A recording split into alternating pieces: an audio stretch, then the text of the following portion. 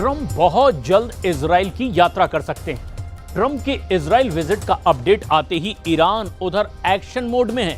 Iran के supreme leader Ali Khamenei ने पश्चिमी देशों के साथ एक नई एटमी डील की कोशिश शुरू कर दी है। इस बीच ग्रेटर इजराइल को लेकर के अरब देशों ने इजराइल के खिलाफ हल्ला बोल दिया है, तो वहीं ईरान के ब्लड बम ने भी तेल अवीव में हड़कंप मचा रखा है।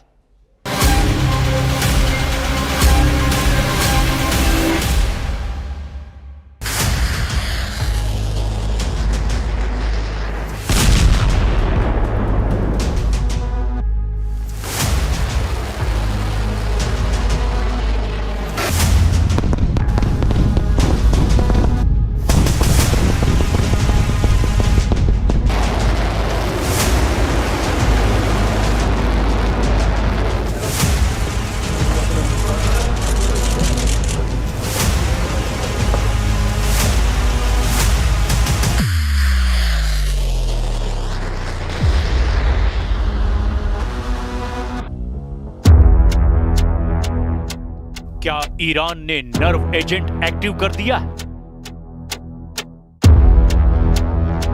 क्या हिजबुल्लाह ने युद्ध में ब्लिस्टर एजेंट भेजा?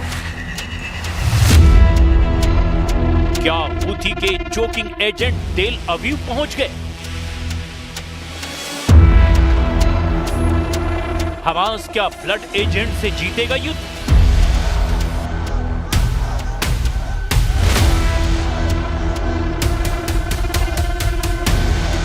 ऐसे एजेंट जो एक झटके में लाशों का ढेर लगा देते हैं, मौत का वो दूसरा नाम जिसके हमले से कोई नहीं बच सकता। खाड़ी युद्ध में अचानक हर किसी की जुबान पर इनके नाम चढ़ गए हैं, वो भी इजराइल की तबाही और हार का हथियार बताकर। जिस इजराइल ने ईरान की आग उगलती मिसाइलें, हिजबुल्लाह के खूनी लड़ाके, हूथी की रॉकेट आर्मी, हमास के आत्मघाती दस्तों को धुन डाला। जिस इजराइल ने सभी दुश्मनों के घर में घुसकर मारा, मतलब जिसने सिर उठाया, इजराइल ने उसे कुचल दिया। लेकिन इजराइल का पाला ऐसे दुश्मनों से है जो मार खाकर और खूंखार हो जा रहे हैं। अब तक बारूदी हथियारों से युद्ध लड़ रहे लड़ाका ग्रुप्स ने सबसे भयानक युद्ध का ट्रेलर दिखाया है। ऐसा युद्ध जिसमें बम बारूद से ज्यादा विनाश हो सकता है, ऐसा युद्ध जिसे देखकर दुनिया टहल सकती है।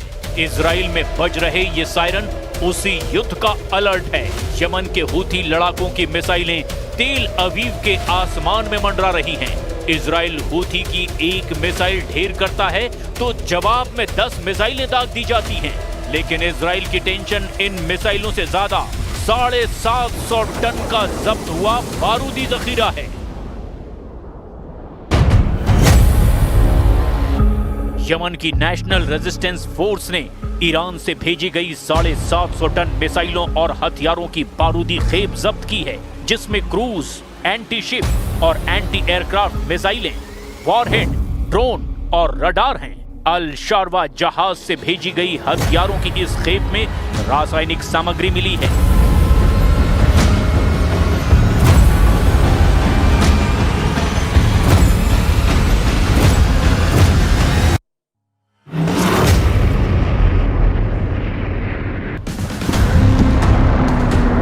तो क्या ईरान समर्थित लड़ाका ग्रुप केमिकल हथियारों से इजराइल को दहलाने के लिए रेडी हैं?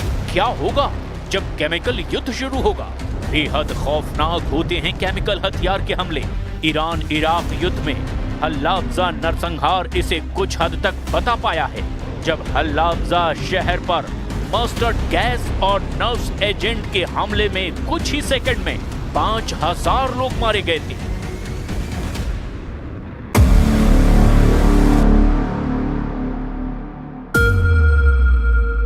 ऐसे हथियारों को जब्त किए जाने की हेडलाइन बनने के बाद इजराइल एक्शन में आ गया है। द जेरूसलम पोस्ट की रिपोर्ट में जानकारी दी गई है कि अल शारवा जहाज से हथियार जब्त किए गए हैं।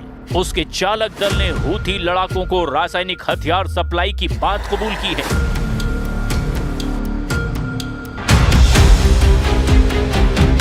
पूछताछ में यह भी पता चला कि ईरान से जिबूती के रास्ते जनरेटर, ट्रांसफार्मर एयर पंप के ट्रांसपोर्ट की आड़ में हथियारों की सप्लाई लेबनान के हिजबुल्लाह लड़ाकों को लंबे वक्त से की जा रही थी। लेबनान से हूथी फाइटर्स को बार हथियारों की शिपमेंट भेजी जा चुकी है। हालांकि अब तक ये साफ नहीं हो पाया है कि केमिकल हथियार मिसाइलों में इस्तेमाल होने वाले रासायनिक हैं या नहीं, लेकिन अगर ये केमिकल वेपन हैं तो इजराइल के लिए सबसे बड़ा खतरा है। नेतन्याहू की मुश्किलें इतनी भर नहीं हैं। अरब अलायंस इजराइल के खिलाफ गोलबंदी करके धमकी देने लगा है। पीएम नेतन्याहू ने जब से ग्रेटर इजराइल बनाने की बात कही है, महायुद्ध का काउंटडाउन शुरू हो चुका है।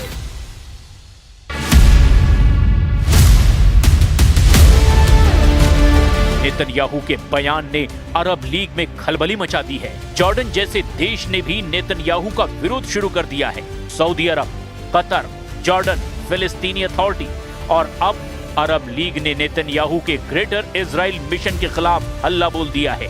नेतन्याहू के ग्रेटर इजराइल प्रोजेक्ट के कट्टर विरोधी तुर्की के राष्ट्रपति हैं।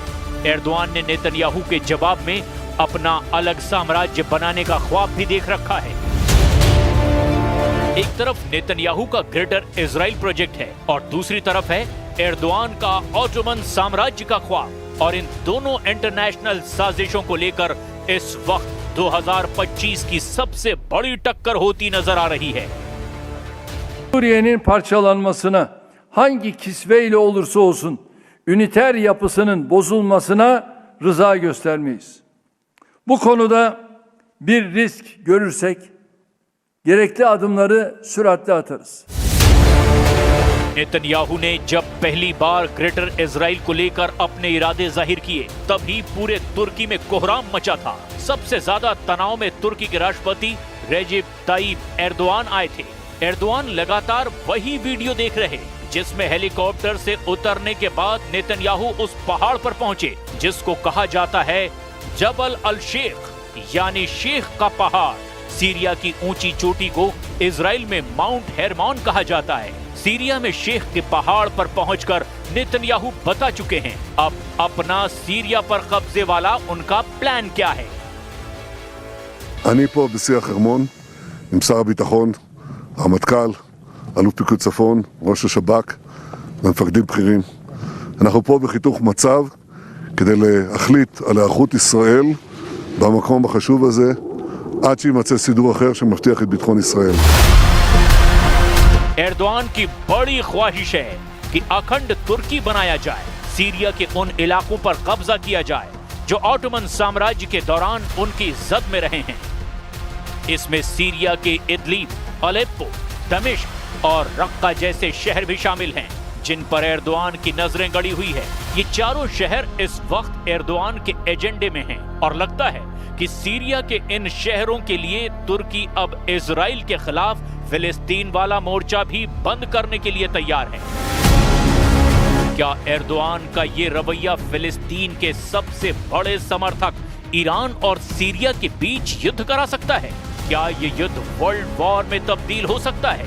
ये सवाल बार बार अब उठने लगे हैं। तुर्की की नीयत साफ नहीं है, ये बात ईरान बहुत अच्छी तरह से जानता है। एर्दोआन अपनी पार्टी के एक सम्मेलन में ये कह चुके हैं कि पहले विश्व युद्ध के बाद अगर अलग तरीके से सीमांकन होता तो अलेप्पो, दमिश्क, इदलिब और रक्का तुर्की में होते। पहले विश्व युद्ध में ऑटोमन साम्राज्य का नक्शा देखिए। पूरा लेबनान, फिलिस्तीन, सीरिया और इराक का बड़ा हिस्सा, यहाँ तक कि पश्चिमी और पूर्वी सऊदी अरब तक ऑटोमन एम्पायर तक फैला हुआ था। इसीलिए मैप देखकर एर्दोआन की कसक रह रहकर बाहर आती है, जबकि ये नक्शा देखकर सऊदी अरब भी चौकन्ना हो गया है। Bu yıl veya bu yol tıkanır veya dinamitlenirse işte o zaman devletimizin kadife eldivene sarılı demir yumruğunu kullanmaktan da çekinmeyin. बशर अल असद की सरकार गिराए जाने के बाद सीरिया में तुर्की को दबदबा बढ़ाने का बड़ा मौका मिल गया था, लेकिन सीरिया में तुर्की का दायरा बढ़ने का सबसे बड़ा फायदा इजराइल को हुआ, क्योंकि सीरिया में सबसे ऊंचे शेख के पहाड़ पर भी नेतन्याहू के कदम पड़ गए। नेतन्याहू का ये वीडियो देखकर ईरान भी बहुत ज्यादा तनाव में आया, क्योंकि लेबनान तक उसकी पहुंच अब पूरी तरह कट चुकी है। طبیعی است که کشورهای منطقه در این روند باید کمککار باشند بدون هر گونه مداخله مخرب یا هر گونه فشار و تهدید نسبت به جریان‌های فعال در سیاست سوریه.